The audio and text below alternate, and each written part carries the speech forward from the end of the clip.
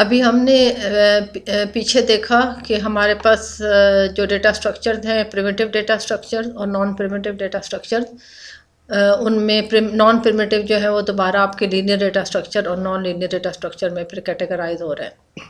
तो primitive data structure जैसे मैंने अभी आपको बताया कि बिल्ट इन जो आपके होते हैं उनको हम प्रिमिटिव कहते हैं। अभी हम उसको थोड़ा सा और एलेबोरेट कर लेते हैं। Primary data structure are the basic data structure that directly operate upon the machine instruction, they have different representation on different computers. अब इसका क्या मतलब है, वो जो प्राइमरी है वही आपका जो प्रिमिटिव, मैं आपको दिखा देती हूँ। यही जो आपके प्रिमिटिव डेटा स्ट्रक्चर है, यानी जो आपकी बिल्ट इन डेटा टाइप्स होती हैं, इंट, फ्लोट, कैरेक्टर एक्सेट्रा, उसी को हम प्राइमरी डेटा स्ट्रक्चर कह रहे हैं। तो ये बेसिक डेटा स्ट्रक्चर हैं जो कि आपके डायरेक्टली मशीन इंस्ट्रक्शन, जो आप इंट वेरिएबल फिर यूज़ कर रहे होते हैं तो उस पर आपके जो इंट है उन पर इंट अप्लाई हो जाता है, जो करेक्टर है उन पर करेक्टर, जो फ्लोट है उस पर फ्लोट, और इनकी डिफरेंट रिप्रेजेंटेशन है डिफरेंट कंप्यूटर में। इसका क्या मतलब है, यानी किसी कंप्यूटर का जो भी उसके प्रोसेसर का वर्ड साइज होगा उसके हिसाब से उसका इंट, फ्लोट, करेक्टर जो है, यानी किसी में आपका इंट जो है वो शायद 2 बाइट्स हो, किसी में 4 बाइट्स हो, इस तरीके से डिफरेंट रिप्रेजेंटेशन होती हैं, ठीक है। And all the basic constant, integer, floating point, character, string and pointers are considered as primary data structure. यानी वही आपकी बिल्ट इन जो डेटा टाइप्स हैं उसको आप प्राइमरी डेटा स्ट्रक्चर भी कहते हैं, उसको आप प्रिमिटिव डेटा स्ट्रक्चर भी कहते हैं, ठीक है। और जो आपके नॉन प्रिमिटिव थे, ये जो नॉन प्रिमिटिव हैं जिनको हमने कहा यूज़र डिफाइंड, यानी हर यूज़र जो है वो अपने हिसाब से एरे को जो है उसका साइज डिक्लेयर कर सकता है और स्ट्रक्चर अपने मर्जी से बनाता है। एक स्टूडेंट स्ट्रक्चर एक यूज़र प्रोग्रामर अपनी मर्जी से बनाएगा, उसमें वो नेम, फादर नेम, एड्रेस रख सकता है। दूसरा जो प्रोग्रामर है वो हो सकता है स्टूडेंट के स्ट्रक्चर में उसका नेम और मार्क्स और परसेंटेज और CGPA रखे। एक तो तीसरा जो यूज़र है वो स्टूडेंट के स्ट्रक्चर में हो सकता है उसकी क्लास रखे सिर्फ। तो ये डिफरेंट यूज़र डिफाइंड है कि हर कोई जो है स्टूडेंट का स्ट्रक्चर अपने हिसाब से बनाएगा, या वो स्टूडेंट नाम ना भी रखे, कोई स्टूडेंट रख दे, कोई उसका सिर्फ STU रख दे, कोई STD रख दे, इस तरीके से। और स्टैक भी इसी तरीके से अपनी मर्जी से बनाते हैं कि स्टैक जो है वो कितने लोकेशन का बनाना है या किस तरीके से। तो non primitive mean user defined data structure जो कि आपके कंपाइलर के अंदर एग्जिस्ट नहीं कर रहे होते, ठीक है। और ऐसे डेटा स्ट्रक्चर को हम क्या कहते हैं, secondary data structure. So secondary data structure या non primitive data structure are more complicated data structure derive from primary. क्यों, कैसे derive from primary data structure? क्योंकि आप जब स्ट्रक्चर बना रहे होते हैं STRUCT में, तो वो क्या है, it is a combination of different built in data type. यानी आप अगर स्टूडेंट का स्ट्रक्चर बना रहे हैं तो उसमें जब आप उसका नेम रखते हैं तो वो करेक्टर एरे होता है, तो करेक्टर आपका बिल्ट इन डेटा टाइप है। जब आप उसका परसेंटेज रखते हैं तो वो फ्लोट होती है, तो float is a built in data type. तो आप प्राइमरी डेटा स्ट्रक्चरों को कंबाइन करके एक सेकेंडरी डेटा स्ट्रक्चर बनाते हैं जिसको कि आप नॉन प्रिमिटिव डेटा स्ट्रक्चर कहते हैं, और वो आप अपनी मर्जी से बनाते हैं। तो ये थोड़े से कॉम्प्लिकेटेड इसलिए हैं कि आपकी कोई सिंपल इंट फ्लोट नहीं होती, बल्कि आप मुख्तलिफ प्राइमरी डेटा टाइप्स को इकट्ठा करके, जिसमें एरेज भी आ जाते हैं, जिसमें आपके इंट आ जाते हैं, फ्लोट आते हैं, करेक्टर, सबको इकट्ठा करके आप एक स्ट्रक्चर जो है वो बनाते हैं, ठीक है। They emphasize on grouping same or different data item with relationship between each data item। यानी अगर आपने एक स्टूडेंट का स्ट्रक्चर बनाया है तो उसमें जो आपने उसका नाम रखा है, जो उसका GPA है, जो उसकी परसेंटेज है, वो सारे आपस में रिलेटेड है इस तरह कि वो एक ही स्टूडेंट की परसेंटेज होगी, एक ही का उसी का वो नाम होगा, उसी का GPA होगा, तो वो रिलेट करते हैं आपस में। और आपने डिफरेंट डेटा आइटम को इकट्ठा कर दिया, इंट, फ्लोट, करेक्टर, एरे, सबको आपने इकट्ठा कर दिया एक स्टूडेंट के स्ट्रक्चर के अंदर, ठीक है। So secondary data structures can be broadly classified as static data structures and dynamic data structure। अब ये दो तरह के होते हैं, static data structure और dynamic data structure। इससे क्या मतलब है? If a data structure is created using static memory allocation, that is a data structure formed when the number of data items are known in advance, it is known as static data structure। यानी जब आपको पहले से पता हो कि आपको इतनी जो है इसके लिए इतनी मेमोरी चाहिए या आपको इतने डेटा आइटम के लिए स्ट्रक्चर बनाना है तो आप उसको स्टैटिक बनाते हैं। फॉर एग्जांपल आप कहते हैं ना इंट ए 100, आपने 100 का एक एरे बना दिया, तो ये स्टैटिक है कि आपको पहले से पता है कि आपने 100 का बनाना है, ठीक है। And if a data structure is created using dynamic memory allocation, that is a data structure is formed and the number of data items are not known in advance. जैसे जैसे डेटा आता जाए वैसे वैसे आप बनाते जाएं, तो ऐसे को आप डायनामिक डेटा स्ट्रक्चर कहते हैं। इसकी सिंपल सी एग्जांपल ये है कि आप फिक्स डेटा स्ट्रक्चर में एरे ले सकते हैं और डायनामिक डेटा स्ट्रक्चर में आप लिंक लिस्ट ले सकते हैं, जो हम आगे जाके पढ़ेंगे, ठीक है। और डायनामिक में भी फिर वो आपके लीनियर और नॉन लीनियर जो हम पीछे पढ़ के आए, जिसमें आपका लिंक लिस्ट है और स्टैक है और क्यू है और एरेज है, सॉरी ग्राफ है और ट्री है, ठीक है। तो लीनियर मैंने आपको पहले बता दिया, जिसकी रिप्रेजेंटेशन एक लाइन में हम जब हम पेपर के ऊपर ड्रॉ करें तो हम एक लाइन में ड्रॉ कर सके। उसमें एरे है, लिंक लिस्ट है, स्टैक भी है और क्यू भी है, ठीक है। ये सारे लीनियर डेटा स्ट्रक्चर हैं, पीछे हम पढ़ के आए हैं। सो लिंक लिस्ट में अगेन ये फिर हम डिटेल में पढ़ेंगे, मगर लिंक लिस्ट जो एक लीनियर डायनामिक है, इसलिए कि जैसे जैसे डेटा आता है वैसे वैसे वो लिंक लिस्ट बढ़ती रहती है। एरे की तरह नहीं होता कि आप पहले से बता सकें कि 100 की आपने लिंक लिस्ट बनानी। और लिंक लिस्ट में फिर सर्कुलर होती है, वो इस तरह सिमिलर होती है लिंक लिस्ट के सिर्फ उसमें एक एक्सेप्शन होती है कि आपकी जो फर्स्ट और लास्ट डेटा होता है वो आपस में कनेक्ट होता है। ये फिर हम डिटेल में पढ़ेंगे। और नॉन लीनियर में मैंने आपको ये बताया कि उनका लीनियरली उसकी रिप्रेजेंटेशन आप पेपर पे नहीं कर सकते, उनकी शेप लीनियर नहीं होती है, ठीक है। तो उसमें आपके कौन से आते हैं, ट्री आता है और ग्राफ आता है। तो non linear data structure don't have a linear relationship between its adjacent elements, ठीक है। In a linear data structure each node has a link which points to another node. ये लिंक लिस्ट की actually बात करें, उसमें हर data जिस जगह पे हम स्टोर करेंगे उसको हम नोड कहते हैं। एरे में भी आपकी जो हर लोकेशन होती है उसको आप नोड कह सकते हैं, जिसमें आपका एक रिकॉर्ड या एक डेटा आपका जिस जगह पे होता है उसको आप नोड कह सकते हैं, ठीक है। तो एरे में तो तमाम डेटा कंसेक्टिव पड़ा होता है, लेकिन जो लिंक लिस्ट होती है उसमें आपकी हर डेटा को दूसरे डेटा के साथ लिंक होता है, एड्रेस पड़ा होता है। वो एक जगह पे नहीं पड़े होते, जगह जगह पे पड़ा होता है, लेकिन उनके आपस में एड्रेसेस के जरिए वो लिंक होते हैं। ये हम डिटेल में फिर पढ़ेंगे, ठीक है। और ट्री जो है वो भी आपका नॉन लीनियर है, ग्राफ भी आपका नॉन लीनियर है। तो इनकी जो है वो मुख्तलिफ किस्म की रिप्रेजेंटेशन है, ठीक है। इसमें वन और मोर नोड्स होती हैं एक नोड के साथ, और ग्राफ में भी इसी तरीके से आपके मुख्तलिफ एडजेसेंट एलिमेंट के दरमियान रिलेशनशिप होता है। अब हम आ जाते हैं एडीटीज की तरफ, एब्स्ट्रैक्ट डेटा टाइप। ना एब्स्ट्रैक्ट डेटा टाइप को अगर मैं सिंपल लफ्ज़ों में कहूँ तो ये जो आप स्ट्रक्चर बनाते हैं C++ में STRUCT, या जब आप जावा में क्लास बनाएंगे तो इनको हम एडीटीज कहते हैं या एब्स्ट्रैक्ट डेटा टाइप्स कहते हैं। ये सिंपल डेफिनेशन आपको मैं बता रहा हूँ। A data type that is defined entirely by a set of operation is referred to as abstract data type और simply ADT। Abstract data types are a way of separating the specification and representation of data types, and ADT is a black box where users can only see the syntax and semantics of its operation, ठीक है। जब आप structure बनाते हैं या class बनाते हैं तो उसके अंदर आप जो डिफरेंट डेटा टाइप रख देते हैं, और फिर आपने अगर अभी नहीं भी यूज़ किया तो आप जावा में करेंगे कि आप हर क्लास के अंदर डेटा भी रखेंगे और फंक्शन भी रखेंगे। फंक्शन की तरफ प्रोटोटाइप रखेंगे और उसको डिफाइन आप उस क्लास के बाहर करेंगे। तो वो जो स्ट्रक्चर या क्लास होगी वो एडीटी इस तरीके से होगी कि अब वो जो यूज़र होगा उस क्लास को देखने वाला, वो सिर्फ उसके फंक्शन की प्रोटोटाइप देख सकेगा और वेरिएबल देख सकेगा, यानी उसका सिंटेक्स देख सकेगा और सिमेंटिक्स देख सकेगा। वो फंक्शन की कोडिंग नहीं देख सकेगा क्योंकि वो आपकी क्लास के बाहर डिफाइन होते हैं, ठीक है। So an ADT is a combination of interface and implementation. वो जो आप क्लास बनाते हैं या स्ट्रक्चर बनाते हैं जिसमें आप सिर्फ वेरिएबल्स रखते हैं और सिर्फ फंक्शन की प्रोटोटाइप रखते हैं, और फिर सेमीकोलन लगा के उसको ब्रैकेट लगा के सेमीकोलन लगा के बंद कर देते हैं, तो उसको हम इंटरफेस कहते हैं। और जो आप फंक्शन को डिफाइन कर रहे होते हैं, हर एक फंक्शन को उस क्लास के बाहर या स्ट्रक्चर के बाहर, उसको हम इम्प्लीमेंटेशन कहते हैं। तो बेसिकली जो आपकी हर क्लास या हर स्ट्रक्चर जो बनता है वो एक एडीटी है, जो कि कम्बिनेशन ऑफ इंटरफेस और इम्प्लीमेंटेशन है। जो आपका इंटरफेस होता है वो आपकी logical properties of the ADT, यानी जिसमें वो बताता है कि ये इसके अंदर वेरिएबल्स होंगे, ये डेटा टाइप्स होंगी और ये इसके फंक्शंस होंगे, जिसके अंदर फिर आप कोडिंग में जाके वो वेरिएबल यूज कर लेते हैं, ठीक है। So the implementation define the representation of data structure and the algorithm that implement the operation. जो आपकी इम्प्लीमेंटेशन होती है जो फंक्शन की, उसके अंदर आप डेटा स्ट्रक्चर को और एल्गोरिथम को इम्प्लीमेंट कर लेते हैं।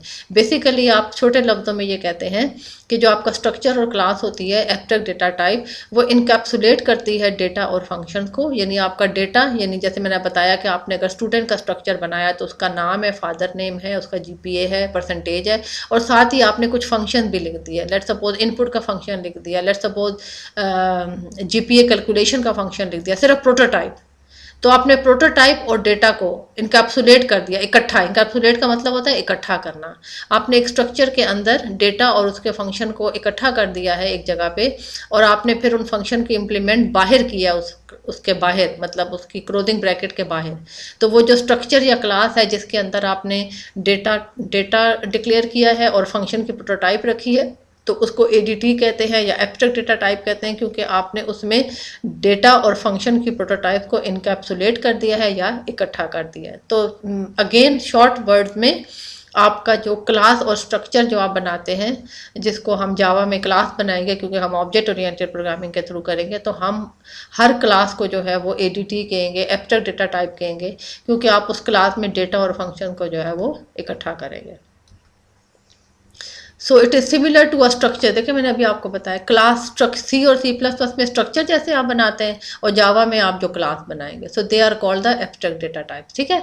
The basic difference between ADTs, यानी जो आप स्ट्रक्चर और क्लास बनाते हैं जो कि यूज़र डिफाइंड होते हैं, क्योंकि हर कोई अपनी मर्जी से स्टूडेंट का स्ट्रक्चर बनाएगा। फॉर एग्जाम्पल एक जो बनाएगा स्टूडेंट के स्ट्रक्चर में, उसमें शायद वो फंक्शन रखे इनपुट, GPA कैलकुलेशन और आउटपुट। शायद दूसरा कोई स्टूडेंट का स्ट्रक्चर बनाए तो वो उसमें रखे एडिट एड्रेस, या वो रखे एडमिशन टेस्ट, इस तरह के वो फंक्शन रख दे। तो हर कोई अपनी मर्जी का जो है वो स्टूडेंट का स्ट्रक्चर, डेटा वेरिएबल्स भी अपनी मर्जी के कर सकता है, यानी कोई नेम रखेगा फादर नेम, कोई कुछ और रखेगा, कोई एड्रेस रखेगा।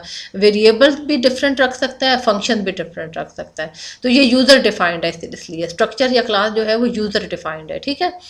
तो मैं स्ट्रक्चर और क्लास इसलिए कह रही हूँ कि जब आप C और C++ में बात करते हैं तो हम स्ट्रक्चर बनाते हैं, या क्लास भी बना सकते हैं, दोनों अवेलेबल है। लेकिन जावा में स्ट्रक्चर नहीं है, वो आप क्लास बनाते हैं, लेकिन दोनों सेम ही चीज़ें हैं। ठीक है। तो ADTs या यूज़र डिफाइंड डेटा टाइप या प्रिमिटिव जो बिल्ट इन डेटा टाइप्स होती हैं, उनके दरमियान बेसिक डिफरेंस क्या है? That the latter allow us to look at the representation where as former hide the representation. Latter में जो बिल्ट इन डेटा टाइप्स हैं उसमें आप रिप्रेजेंटेशन देख सकते हैं, ये इंट है, ये फ्लोट है, ये करेक्टर है, वट। लेकिन जो आपका ADT स्ट्रक्चर या क्लास है, चूंकि आप फंक्शंस को इस इम्प्लीमेंट बाहर कर रहे होते हैं क्लास या स्ट्रक्चर के, उसका मतलब है कि आप उसको हाइड कर देते होते हैं। उसकी जो इम्प्लीमेंटेशन होती है, जो रिप्रेजेंटेशन जिसको आप कहते हैं, जो एक्चुअल कोड होता है, उसको आप हाइड कर रहे होते हैं। ठीक है। So an ADT consist of a collection of values and operation. आपने वैल्यूज, डेटा टाइप्स भी डेटा वेरिएबल्स भी दे दिए हैं, और आपने ऑपरेशन यानी आपने फंक्शन भी कर दिए हैं with the values derive their meaning solely through the operation that can be performed upon them. Benefits क्या है ADT के? Code is easier to understand, यानी आपने सिर्फ फंक्शन की प्रोटोटाइप रखी होती है, वेरिएबल डिक्लेयर किए होते हैं, तो आपको समझना आसान होता है कि ये जो फंक्शन होंगे उनके ये नाम होंगे, और चूंकि आप उसकी प्रोटोटाइप में पैरामीटर कौन कौन से पास करेंगे वो भी मेंशन होते हैं, वो क्या रिटर्न करेगा वो भी प्रोटोटाइप में मेंशन होता है, क्योंकि प्रोटोटाइप में आपको पता है क्या लिखते हैं, फंक्शन का नाम लिखते हैं, उसकी रिटर्न टाइप लिखते हैं, और उसको क्या वेरिएबल पास हो रहे हैं वो लिखते हैं। तो प्रोटोटाइप हमें क्लियर पिक्चर दे देती है कि इस फंक्शन को आप किस किस्म की वेरिएबल पास करेंगे और ये क्या रिटर्न करेगा। तो आपको समझना आसान हो जाता है कि इस फंक्शन को हमने आगे जाके कोडिंग में क्या मेन से हमने इसको क्या पास करना है, और वेरिएबल भी चूंकि सारे आपके सामने होते हैं तो वो भी आप क्लियरली अंडरस्टैंड कर लेते हैं। और सेकंड को बेनिफिट क्या है? Implementation of ADTs can be change without requiring changes to the program that uses the ADTs, यानी आपको पूरे प्रोग्राम में चेंजेस नहीं करनी होती, आप वो जो फंक्शन की इम्प्लीमेंटेशन है जिसको हम ADTs की इम्प्लीमेंटेशन कहते हैं उसमें जाके आप चेंजेस कर देते हैं, हम बाकी रेस्ट ऑफ द प्रोग्राम को जो है वो चेंज नहीं करते। ठीक है।